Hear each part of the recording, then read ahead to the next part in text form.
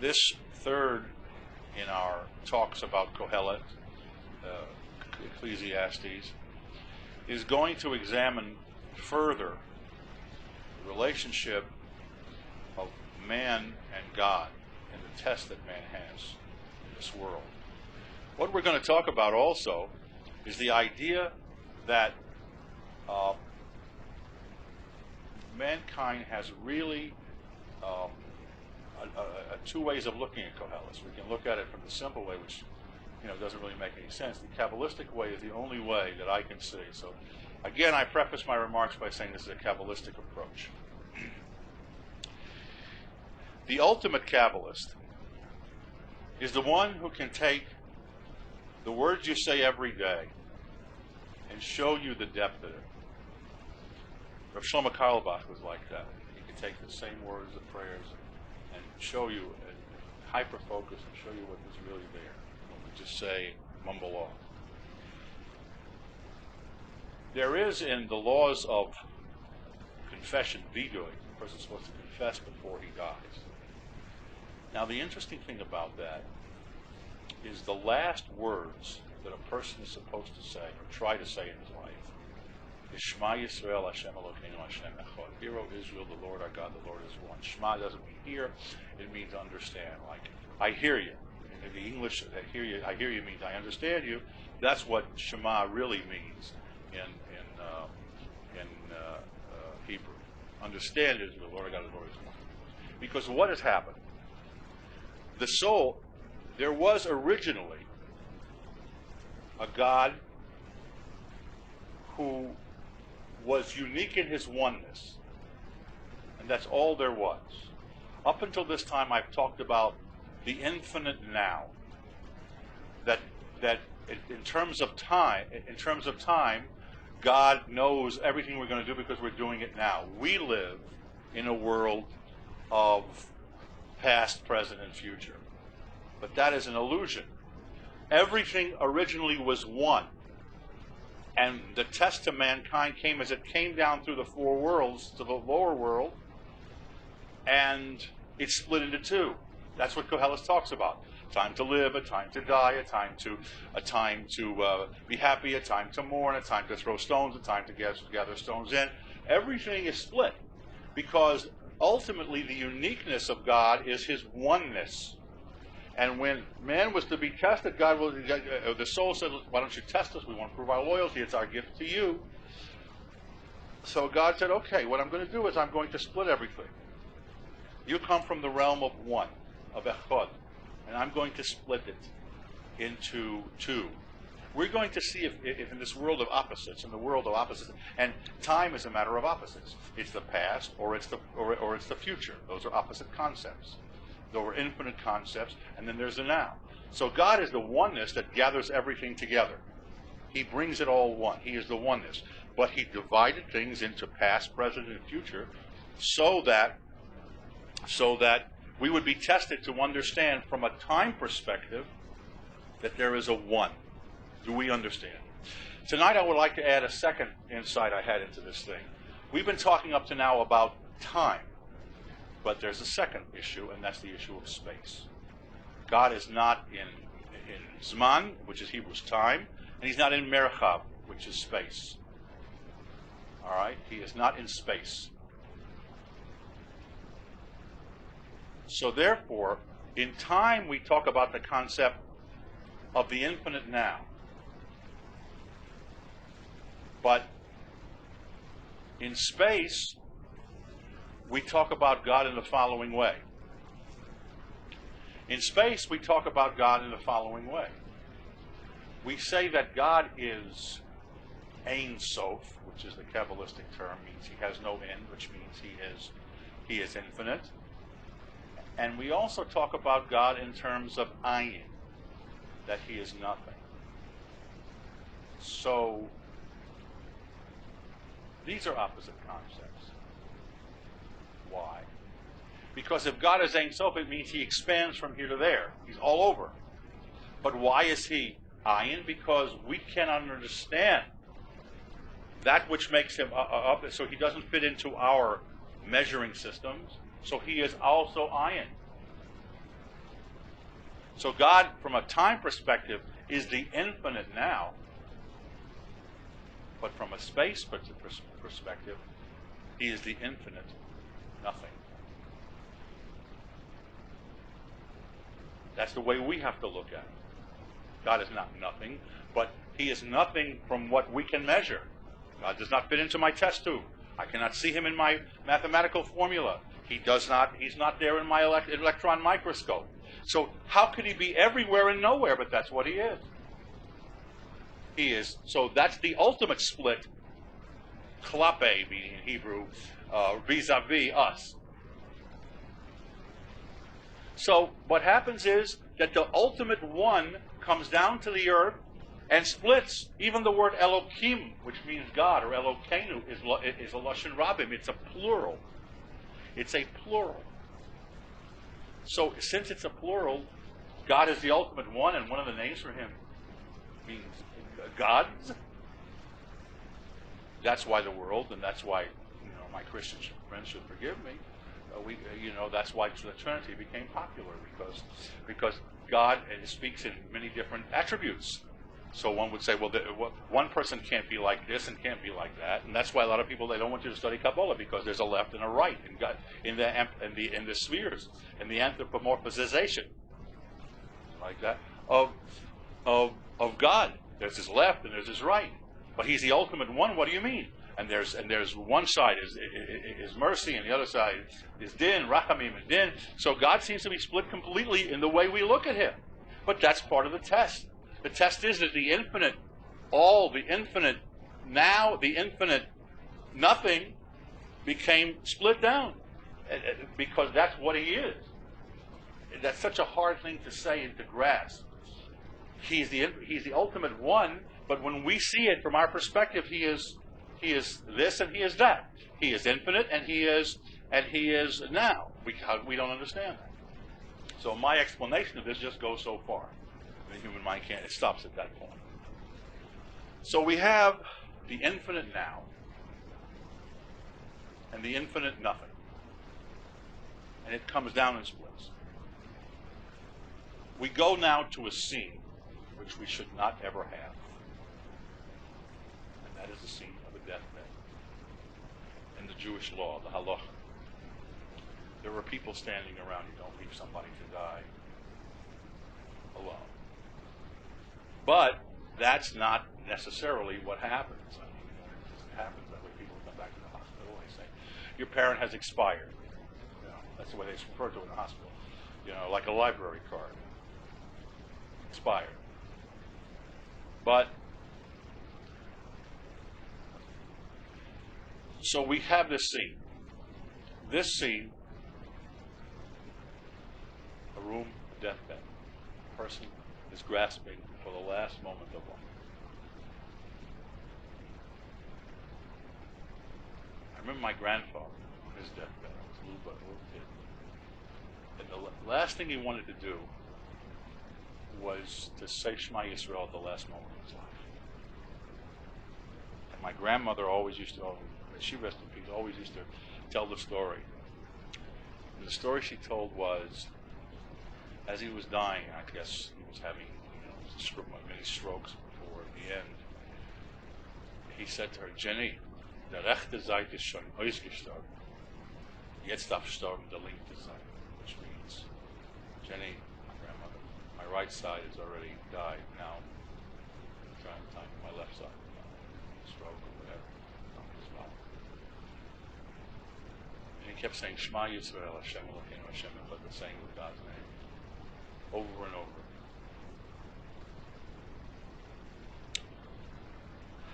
There is an interesting law.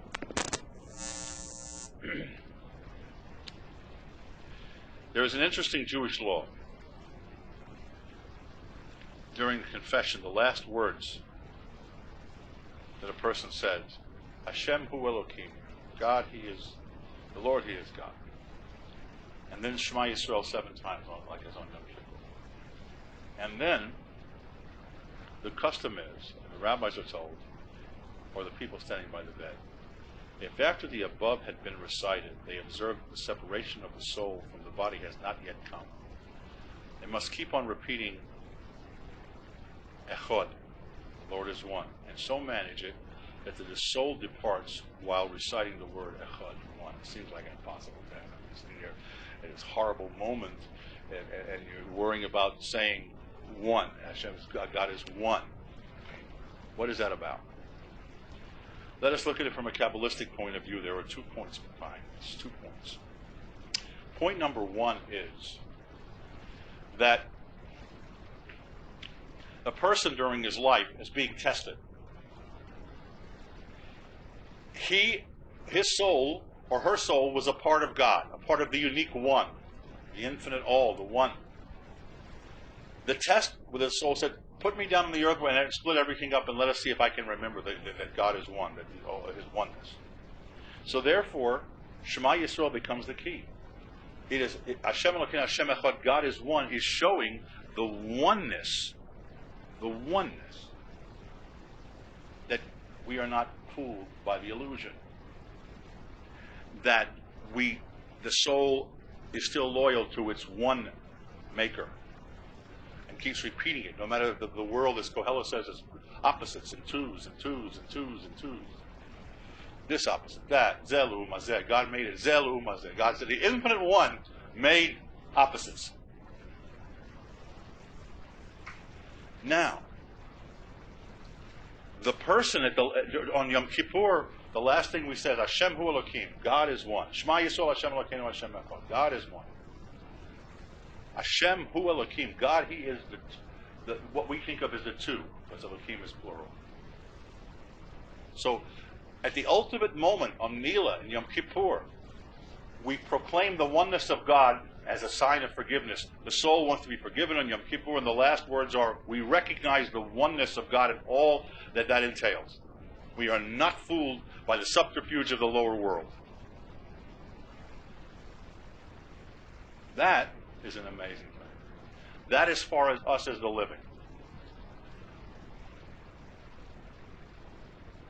And when a person is about to die, the soul wants God to know that at the last moment he didn't sell out, didn't think out, didn't buy into this illusion. God is one. There is a oneness. Now, what about the people standing?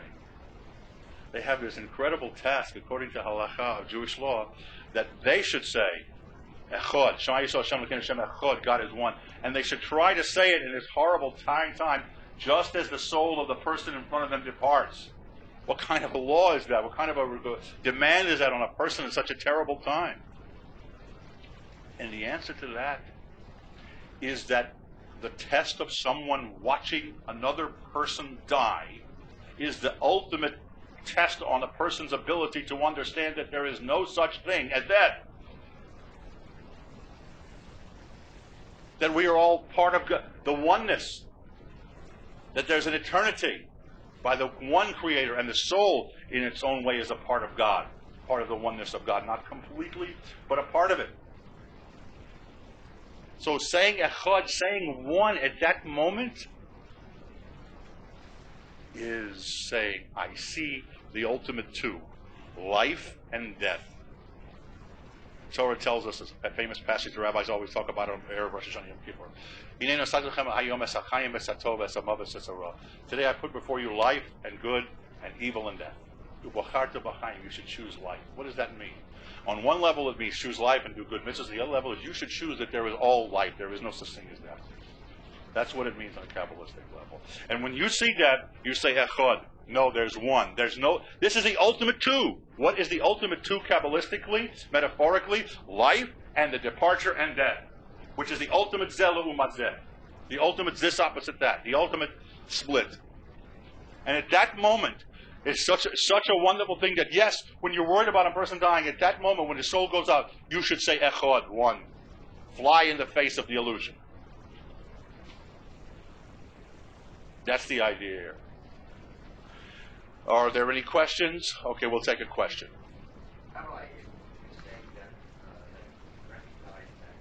Would you repeat that, please? Rabbi, you're saying that we recognize in Kabbalistic understanding that death is the illusion, and we want to recognize it even as the person is dying. is the corollary also true that the world of life, the senses, this world is also an illusion? Let me give you this world answer. Yes and no. That's a two answer to a one question. Split. This world is an illusion from the perspective of the material world. All right? There is no such thing as a material world. But there's an illusion on top of an illusion. The original illusion is the material world. The illusion on top of illusion is an exit from the material world. With the original hanacha, the original assumption, or what do you call it, the original thing that we presume that there's a material world is an illusion, but that there's an exit from it to a nothingness is also an illusion. But so yes, that there that is true. This world is an illusion, but the main thing we have to fight is the concept of the split, the zel u'umat zeh, not to believe that. That's the ultimate, and that's why everything is seen to us in opposites when we're the ultimate one. So, having said that, I want to go further. Chapter 5. Al tzavahil al picho v'libecho al yomar al yemaher lahosi dov lifnei Elokim. This is page 1179. Page 1179. Chapter 5. Don't allow your mouth to be rash, and let your heart not be hasty to utter any word before God. Ki Elokim b'shamayim v'ato al ha'oretz. Al ken yu devorecha mi'atim. For God is in heaven, you're on the earth, so let your words be few. Now that sounds like some kind of Marine boot camp, all right? What'd you say, soldier? I'm the boss here. You just shut up, right? That's what it sounds like. That's not ultimately what it means. What it means is, don't make rash assumptions. You're living under an illusion. You hear what I'm saying? Don't make rash assumptions. You are living under an illusion. Totally. So don't assume, because everything you see is an illusion.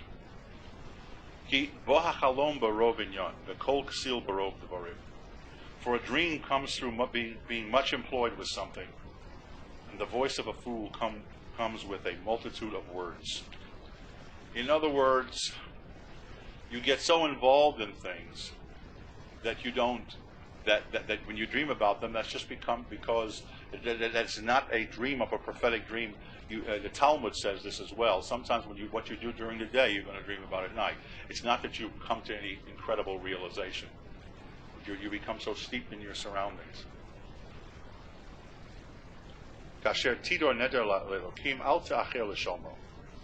When you make a vow to God, do not delay to pay. He gets into general things here. For God has no pleasure in such fools.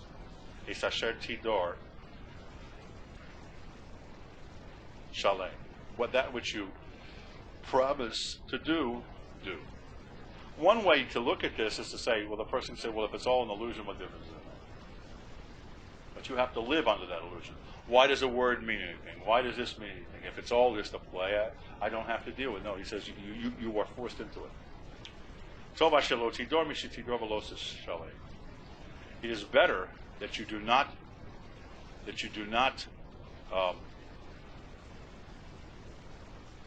vow than you should vow and not pay at all.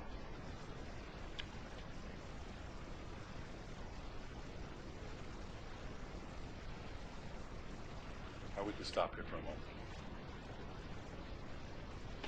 We want to talk about this aspect of Koheles, where he says some interesting things about life.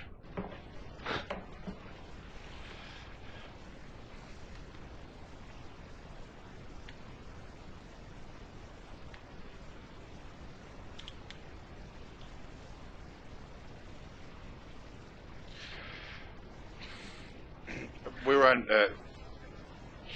passage number 9.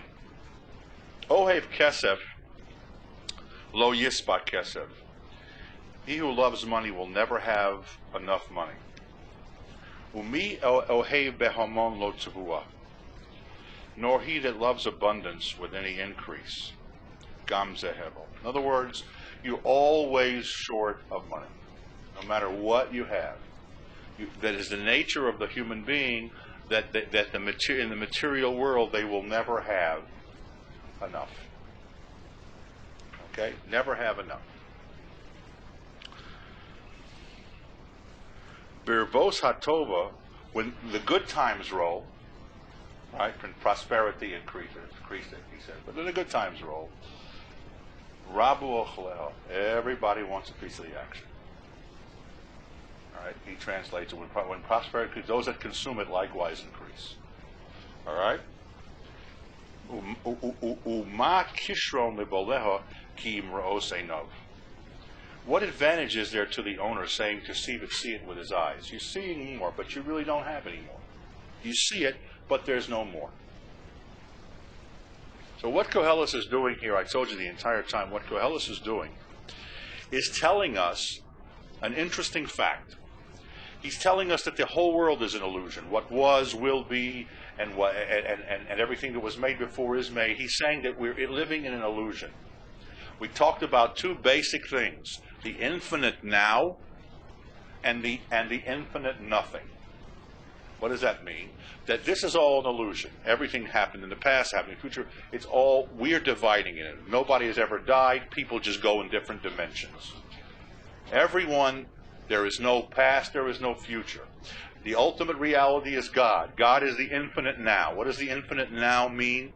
That things are happening now, but also, in other words, He is everywhere and He is now. How can you be in everywhere and now? Now is limited to now, and everywhere is limited to, it means the infinite past and future. But that is the concept, the ultimate concept. That's why God can know everything, and so we still have free will, because it's not that we did it or we will do it. It's happening now. So He is the infinite now, and He is also the infinite nothing. What does that mean? The infinite nothing means He's called the Ein Sof, with no end, and the Ayin, and the nothing. Why is He called nothing? Because I can't see Him in that camera. I can't fit Him in my test tube. I can't work Him out on my calculator, so He's not there. All right? And yet He's everywhere.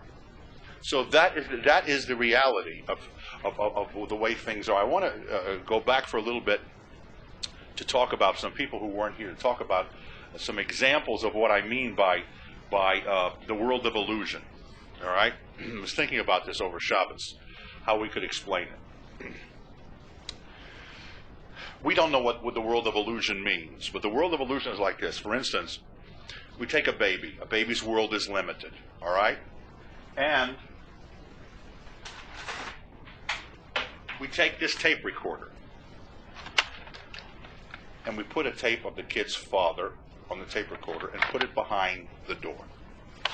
Or like, you know what the old, when we were growing up, the old RCA Victor logo was a dog in front of a Victrola, his master's voice. The dog thinks his master's there. Or when people see me on TV, they say, I tell you a joke, I say, you know how hard it is for me to crawl into a little box just for you? The idea is, we would take the tape, put it in here, tape his father, and put it behind the door. All right? And the kid would hear his father's voice. So the kid thinks that his father's behind the door. Is he? Yes and no. It's an illusion. All right? It's an illusion. Later on, the child is explained that what seems to be is not. It's basically an illusion. All right? So that's one illusion. The illusion of hearing. The illusion of thinking something is there and it's not. And the kid would go look in here and look in the recorder to find his dad, and his dad is not there. But what does it mean? Because that child's experiences will tell him something that are not true.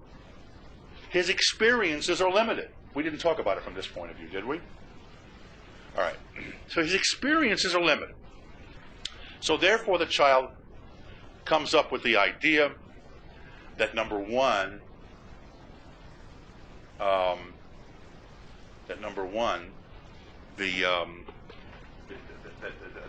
the father is there. Then he learns about the illusion of sound. Then the kid, as he grows older, a little bit older, still 1 year old or months old, whatever, he hears a voice. He hears a sound behind him. He hears, let's say, da da da da da da da da. And then he listens, and he hears again, da da da da da da da da. And he turns around, and there's this box, and there's these little human beings in the box. One is named Lucy, and one is named Ethel, and one is named Fred, and one is named Ricky. You get my drift? So the child assumes that those things are real. No, we explain to him that he has to broaden his experiences to understand that this is an illusion. Then where do we go with this? How far can we go with this? But you know, you and I sitting here tonight, of course, our experiences are broad enough, and we know that this is real, and it's not an illusion, right? We who occupy an infinitesimal dot in the universe and have no idea what's going on out there, we think this is real. I posit to you, ladies and gentlemen, tonight, that perhaps our experiences need to be broadened, and just as if the audio tape was an illusion, and just as if the TV was an illusion, perhaps this is also an illusion, but it's an illusion that's necessary for us as human beings because our experiences aren't broadened enough. Or let's take it the opposite way. What we think is there is not really there. Let's look at it the opposite. In the pre-Pasteur era, a person would say, I don't see anything in the room. Pasteur discovers bacteria. There are things the eye can't see. Marconi discovers electromagnetic waves that can be used in radio. There are things that cannot be seen. So our experiences, the Talmud says that the eye could see, we couldn't stand it. The eye was given permission to see. So here we are, as human beings, growing up in a world in which we have to be taught that that which we think exists does not, and that which we think does not exist indeed does. You with me? That's what Koheles is talking about. Havel, havolim, vanity of vanities. Those of you who aren't here. Hakol havel, everything you think is here is not here. All you masha hoya hushiyah, what was will be. Masha nasa hushiyah, ein kol chodesh tachas hashemesh. There's nothing new under the sun. Let's take the concept of time for a moment. The concept of time itself. How do we know that there is time? Is there time? I thought about this too. Some people say, what do you mean, Rabbi Spivak, there's no such thing as time? Let's forget about that for a second. How do we measure time? What was the basic, earliest way of measuring time? The sun. Now, bear with me a moment. You're all intelligent, educated people. It says, the old question that came to me was, how can the earth only be 5,759 years old? I mean, things look older. The earth is only, in Jewish tradition, the earth is only 5,759 years old in years that we measure. But God didn't create the sun till the fourth day. Look in Genesis and Braces, you'll see. So how do we know that there is time? Hear me out. How do we, as human beings, forget about the perspective of the universe, but how do we as human beings know that there's such a thing as time? We know it. We said that God exists, and he doesn't get bigger or smaller, and there's no right. Maimonides, the non-Kabbalist, says in the realm of God there is no past, there is no future, there's no right, there's no left, there's no front, there's no back, there's no up, there's no down, and there's no time. Because God doesn't exist in time, because God is something that doesn't change. His existence doesn't change. And if time is the movement of space, and time is used to measure space, and God doesn't move and he doesn't change, and we change, so in the realm of God, which is the true realm, there is no change. There is no time. Now I will tell you how time was created for us. We little infinitesimal dots who think we know it all, who we call our scientist skio, which is the Greek word from I know. You know how time was created? I'll give you a best example. God, there was no such thing as time as we know it before the sun was there. Why was there no such thing as time? Because how do we know time? And we still use it in the Jewish calendar. We see it gets light and it gets dark. We see change. Change is something that can be measured. Change is not what God is. God doesn't change. So therefore, time makes us the change. We know that from the time the sun is up here until it goes down and comes up, we call it a 24, we divide it into 24 units. All right? We divide it into 24 units. But suppose when there was an earth and how does that work? Because there was a stationary object called the sun. All right, if you're Galileo, you believe that. If you were the Greeks, you didn't. But that's what we assume right now. This is what we assume now. The sun is stationary, and the earth turns. I mean, we all know this. But think about this for a second. And we light in the dark. Suppose there was no sun. There would be no time in our realm. There would be no way to measure time. Because there would be nothing growing. There would be no light. There would be no darkness. Well, there would be darkness, but whatever that would be. The Kabbalists don't see darkness as the absence of light the way science does. The Kabbalists see darkness as a creature in itself. Darkness, creation in itself. So you remove the sun, and you have a revolving earth that nobody knows is revolving. How do I know? What's my reference point that it's revolving? You know what I'm saying? So therefore, God creates time by placing the sun here in a reference point. But the ultimate but even without the sun, there is more. There's an issue of time, but it's not. But in God's realm, there is no time. So therefore, how much have we increased in our knowledge better than the kid who hears his parents' voice behind a door on a tape recorder? How much more have we increased in our knowledge better than the child who sees I Love Lucy on TV? Is this real? Are you real? Am I real?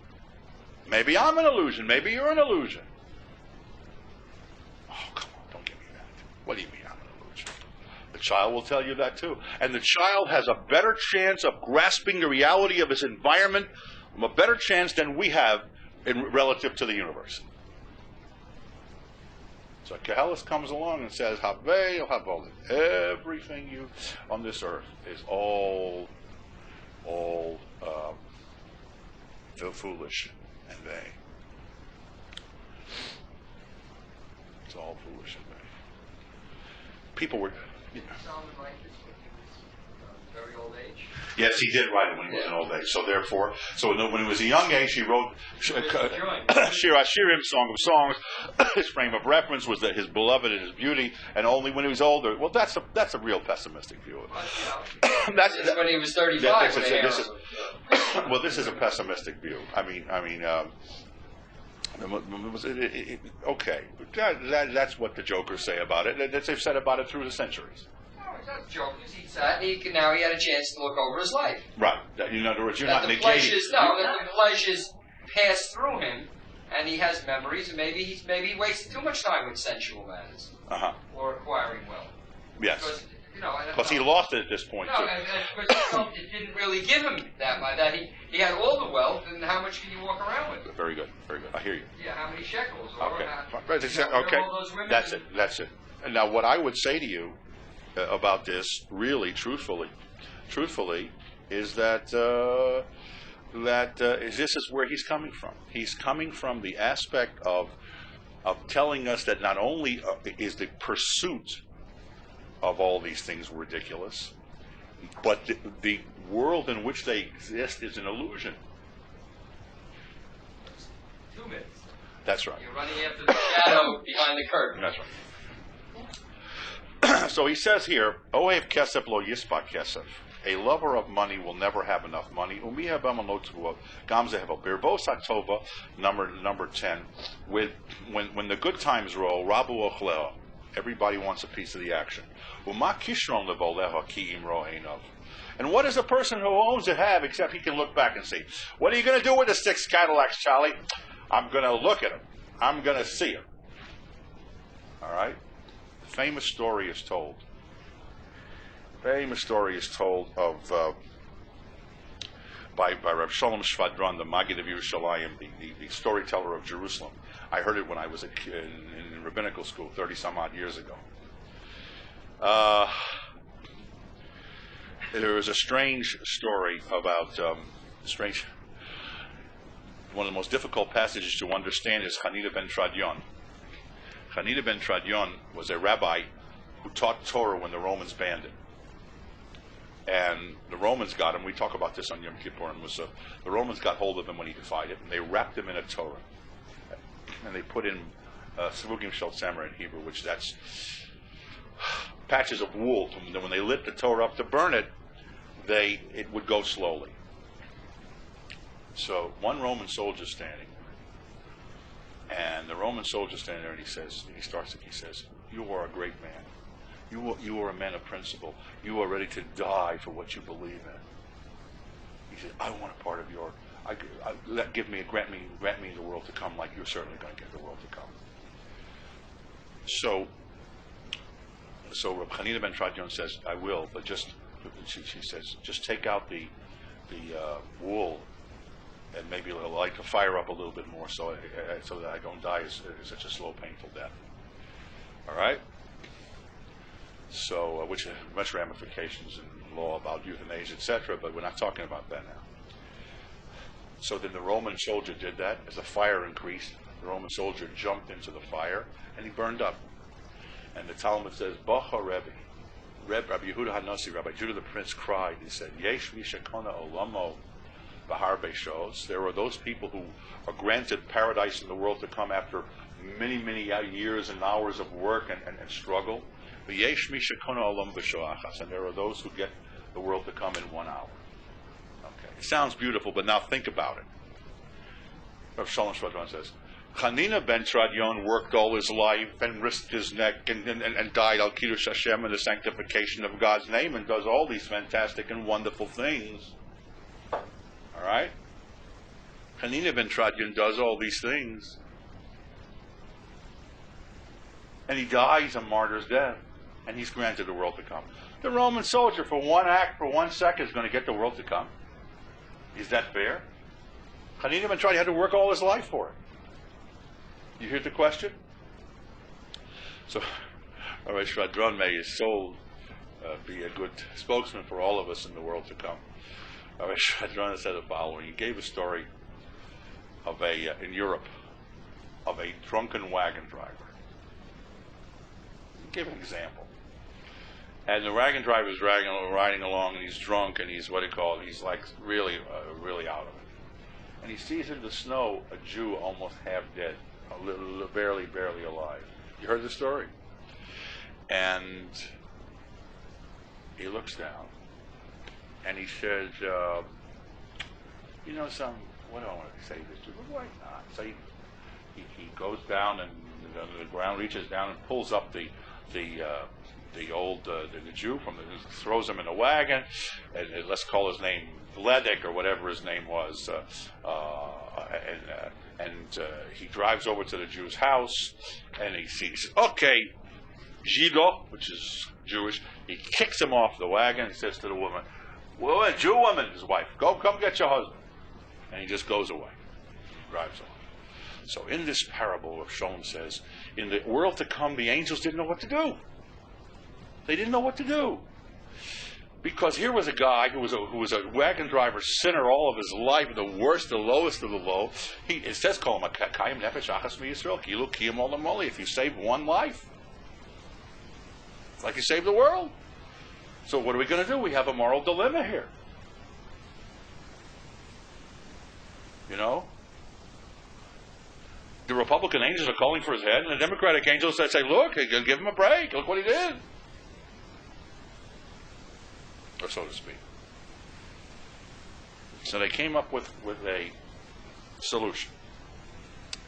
He said, this is just a parable story. He's sitting at the table, the drunken wagon driver, and down drops a parchment from heaven and says, Vladik, wagon driver, you have a chance right now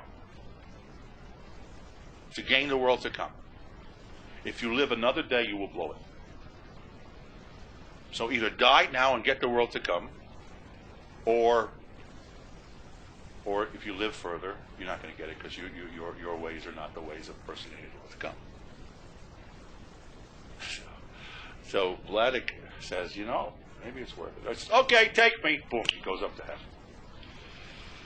So up in heaven, he's before the throne of glory, and they say to him, Vladik, wagon driver, what do you wish for your reward?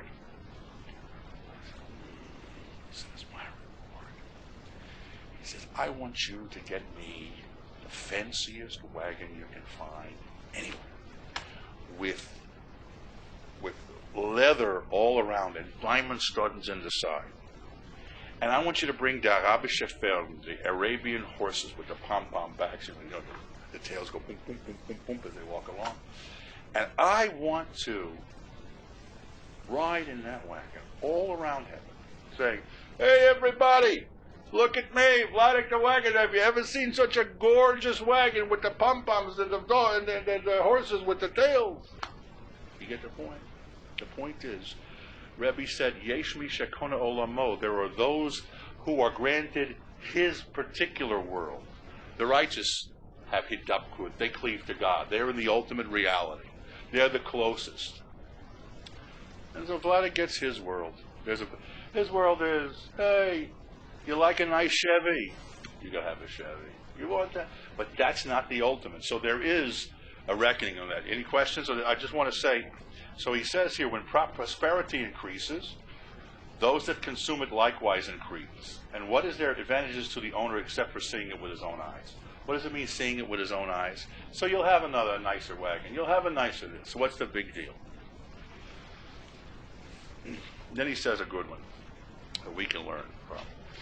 One of my favorites passages in the whole Tanakh. Misuka shnasa oved. Misuka shnasa oved. Sweet is the sleep of the simple worker, ima'at v'im harbe, whether he eats little or much. V'hasava le'oshir, and all the wealthy man's money, einenu maniach lo lishon, don't allow him to sleep. Guy who's a laborer, earns an honest living, he can sleep at night. He's got no guilt.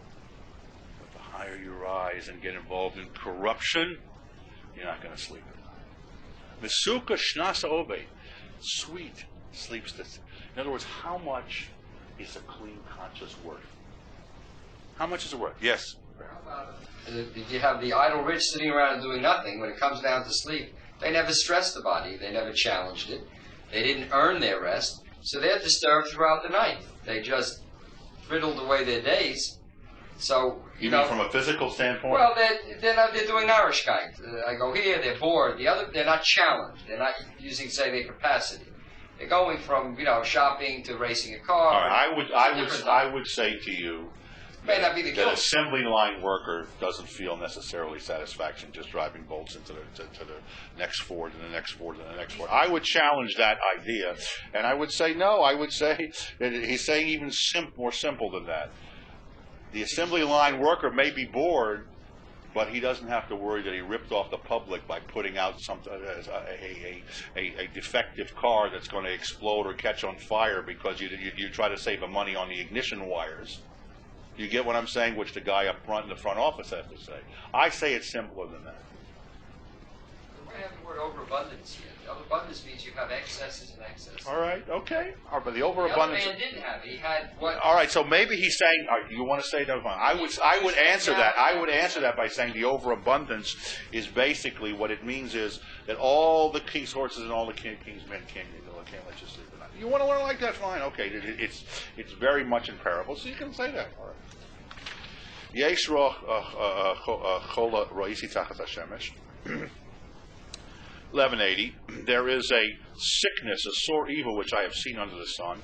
Oshur shomer labolav l'roso. Riches reserved for their owner to his own hurt, meaning that his wealth turns on him. The Obad Hosher b'inyan ra, and these riches are lost through an unfortunate event. The holy baby ain't biyada muhumma, and he has nothing, and his son has nothing in his hands. In other words, the false sense of security. You think you got something. Oh, Social Security will be around in the 21st century, no question about it. Oh, this money's going to happen. Oh, you know who read this passage? You know who quoted this passage? The guys in 1929 as they jumped off the what they call. Of course, you would think that. but as they jumped off the edges. People walking in the middle of the street. Yeah, I got it. I had it all, and it's gone. It's gone. In other words, and it gave him a false sense of security, and he has nothing left for his son.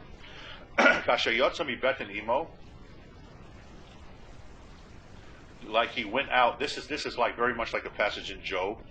This is like the passage in Eob and Job. The way he came out of his mother's womb,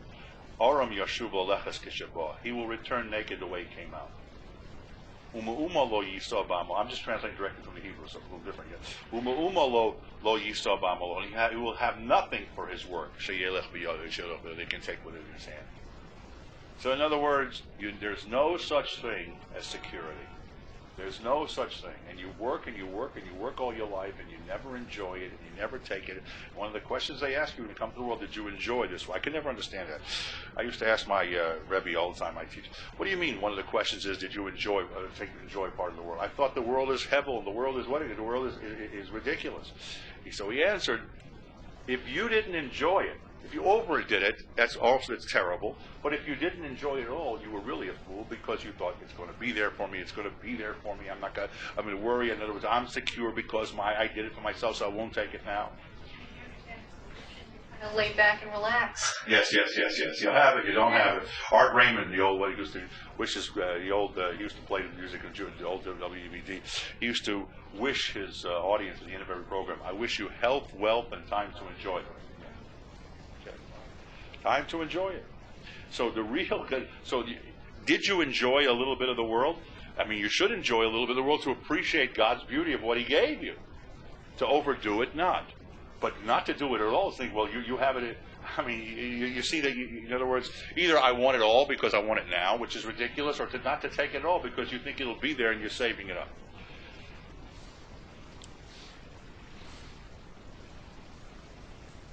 The Gamzo. All right. And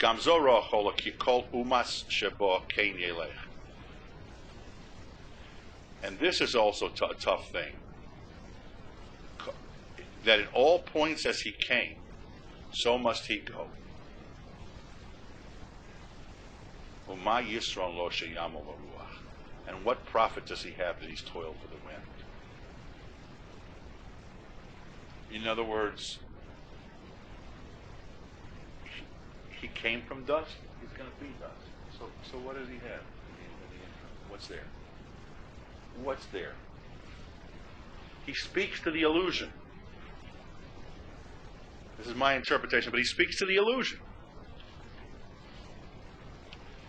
The Gamzoro Cholokol, we just said that. Gam Kol Yoma Bachoshech Yocheo. All his days he was working to save that little nest egg, right?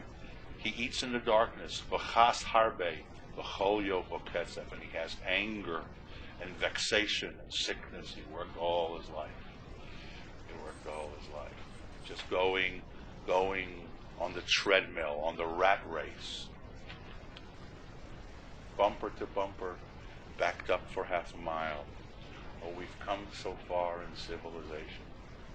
Run like the devil, never time for a smile. I've come to this clear revelation. For this good life your soul is sold, your back is sore. Working day and night like nervous elves. In the past we ran from our loved ones at the door. Now we find that we're running from ourselves. person to person, an unusual thought. I might try it out to change the pace. A thing called living, it can never be bought, although it always stares you in the face. It's time to discover why you and I were made. Life means much more than just to cope. What's another toy in the material parade? When you're bumper to bumper, there's no hope. Copyright Yaakov Spivak, 1960. There's a song to it with music and all that.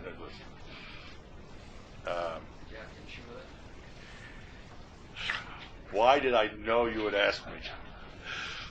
I once tell you about the ridiculous. I used to write songs when I was first, so I don't want to get myself in trouble. But I wanted to copyright some of my songs. They were all biblical passages. So I called up the U.S. Patent Office. You'll appreciate this. And I said, I would like to copyright this song. And she says, the music. You know, they're from liturgy, biblical words. So yeah, I said, but how do I do it? She says X, Y, and Z. She says, but the lady working, she says, but sir, did you copyright the words? So I said, I don't have to copyright the words. She says, that's what people make a mistake, sir. You have to copyright the words. No, I didn't want to get that wrong. She says, who wrote the words to this song? I said, it's from Tillem's songs. She said, who wrote the words? I said, David Ben Jesse. She says to me, you realize, sir, he can bring litigation against you for this. It's a true story. It's a true story. Anyway, you realize, sir. Okay. Any questions? Hine asher ra'isi, 17. Hine asher ra'isi ani tov asher yofa lecho v'lishtos v'leros tov b'chol amalo. What I have truly seen is a good thing, that it is fitting to eat and drink and to enjoy the good of all one's toil. All right? Sheyamol tachas hashemesh, that he works under the sun in the world of illusion. Mispar yemei chayav asher nasan lo lakim kihu chelko. Under the sun, the number of the days of his life with God had given him, for this is his portion. Don't save it. Don't be a fool. Don't just be a glutton, but don't be a fool either. Enjoy it. God gave you a part of it. He wants you to enjoy the world to some extent. He wants you, that your stay down here should be, that you should appreciate him. Part of appreciating God is to appreciate the wonders that he does. But just to work and work and work, you have a lot of people like that. Just workaholics.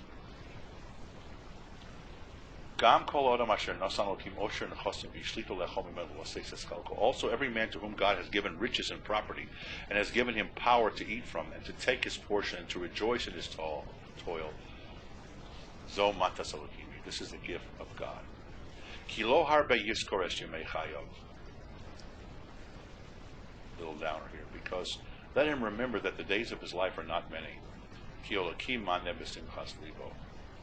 That God has answered him with the joy of his heart. In other words, God wants you to have a little bit. He doesn't want you to overdo it. Chapter 6.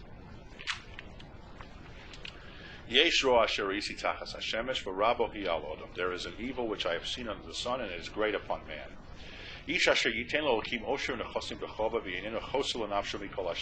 man who God has given wealth and property and honor, and that he's got it all, and he's not missing anything. And God doesn't allow him, though, to eat from it. In other words, he's putting it away, and God doesn't allow him to enjoy it. For a stranger will eat from it. This is bad, too. In other words, you work, and you think you're going to enjoy it one day, and it doesn't happen.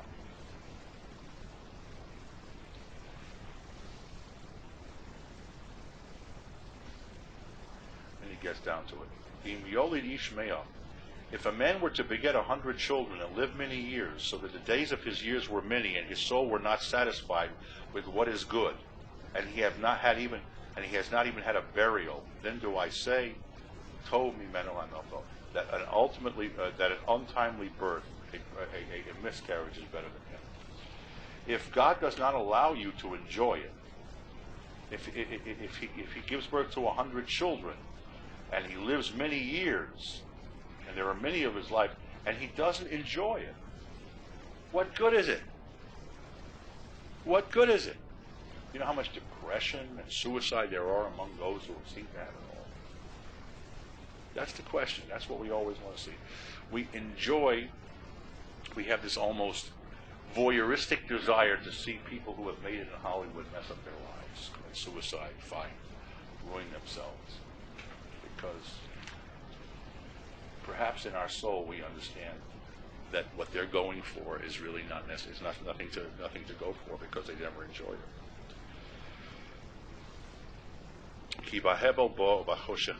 Because he came in foolishness, in illusion, I say, right? And in darkness he leaves. This is the worst. And in darkness his name is covered. Who remembers how quickly they forget? He came in foolishness, and in darkness he left, and in darkness his name is covered.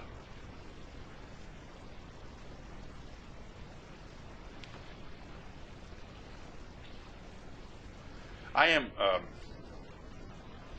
am sure that the hippie movement of the 60s was a zelu umazeh, this opposite, that violent reaction to the parents of that generation. Tom Brokaw has written about the great generation, and there's no question that the great generation was that generation whose childhood was ruined by the Depression, whose youth was ruined by the war.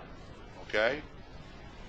And finally they come back, and they want to live it up. And there was the booms of the 50s, 60s, and there was kids who were born there had things that they never had before because America knocked off Germany and Japan and all of our industrial foes, and we were the only one making cars, and we were the only one making things at the end of World War II, so we were making the money, and everybody's having, and then all of a sudden the kids are singing, how many times, and they're doing the hippie thing, and they're doing the Woodstock thing, and they're into the whole idea of who needs the material things, right?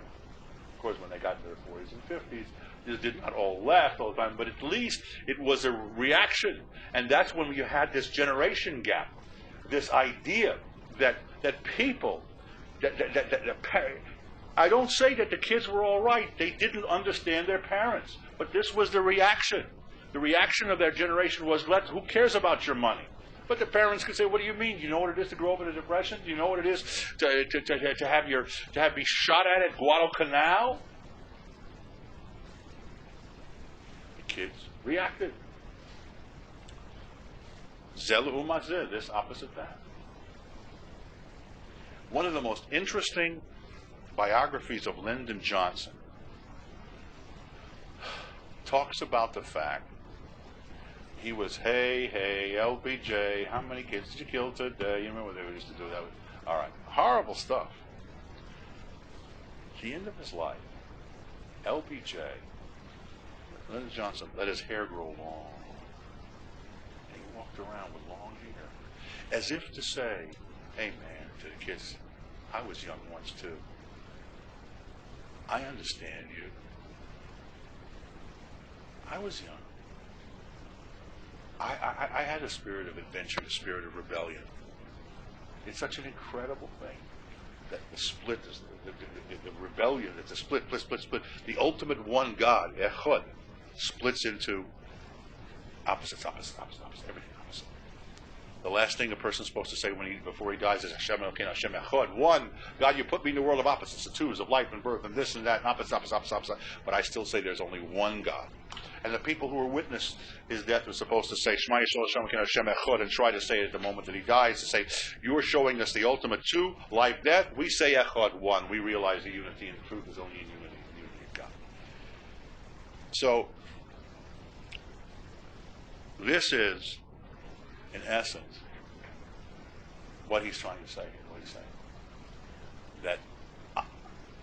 That life, which is supposed to be so good, has an opposite. Shmo Yechuseh. His name is erased. People forget it. The more taram he made, the more he forget. This is JMC, the Jewish Media Channel.